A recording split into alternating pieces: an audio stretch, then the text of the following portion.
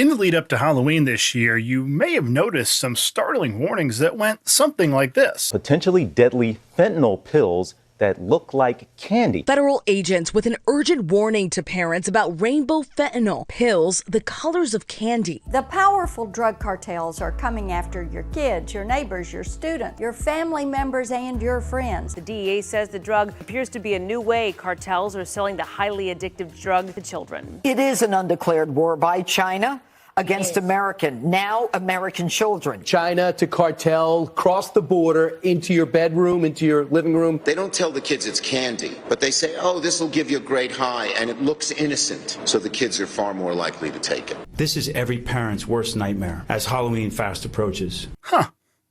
How many candies have you seen that have line scorings and markings showing how many milligrams are in it? But, okay, sounds pretty serious. I mean, it was being talked about all over the place. But hey, what are we gonna do? Cancel Halloween? Young children now going out to trick or treat. I mean, basically, parents have a decision to make. You don't let your kids get that candy. Throw away all the nerds and the sweet tarts. Yeah. Now that Halloween has come and gone, though, let's take a look at all the reported cases of kids getting fentanyl-laced Halloween candy.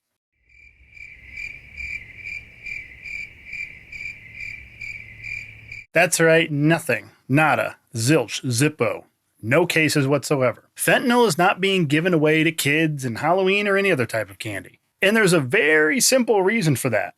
What kind of drug dealer just gives away their supply for free?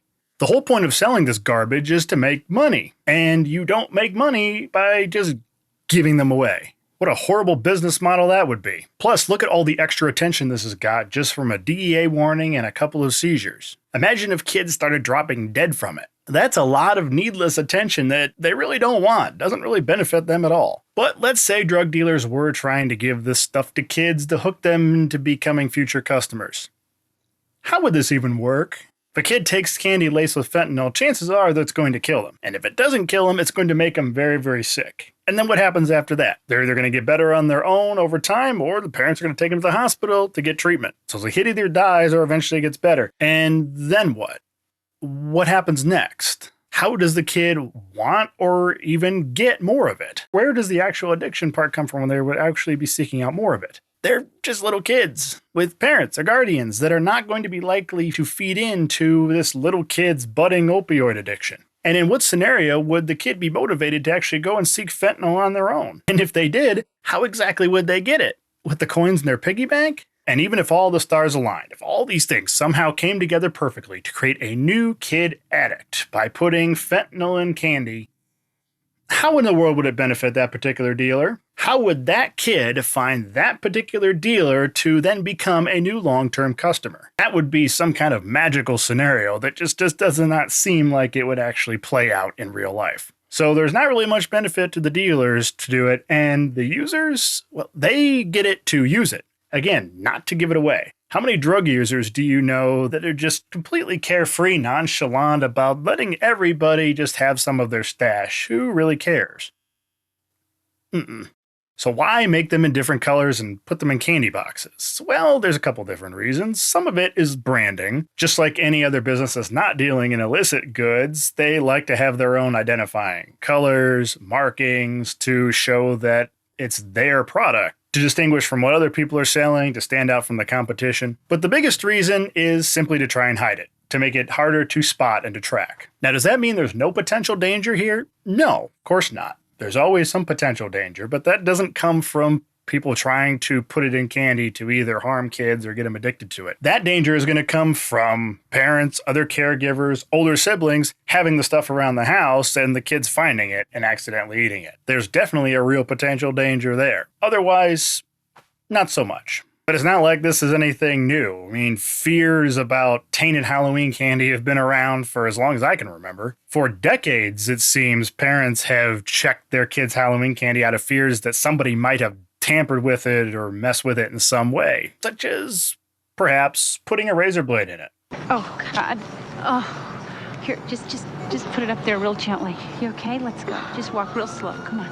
And how many cases have there been of razor blades actually stuck in candy or in an apple? None really that I could find. How are things coming along? About as well as you could expect putting razor blades in a piece of candy can go. I don't see what the problem could be. Well, it's impossible to hide a razor blade in a piece of candy without it being painfully obvious that there's a razor blade inside it. But the myth remains, and it continues to cause fear every single year when Halloween comes around that somebody might actually do that and their kid might be hurt. Now look, fentanyl is a real problem. It's primarily responsible for the dramatic rise in overdose deaths over the last 6-7 years or so, easily 100,000 plus. A lot of those deaths have been due to fentanyl being substituted for other drugs like heroin or being used to create counterfeit prescription drugs. And this so-called rainbow fentanyl in the form of different colored pills does exist. There have been several seizures of it, although I'm skeptical of the extent to which it actually exists on the street.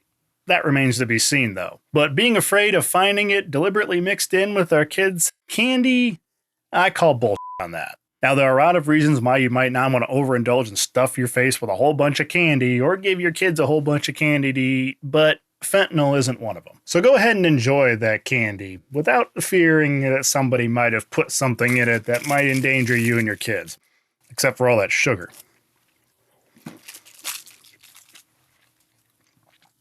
Ugh. They don't taste as good as I remember them.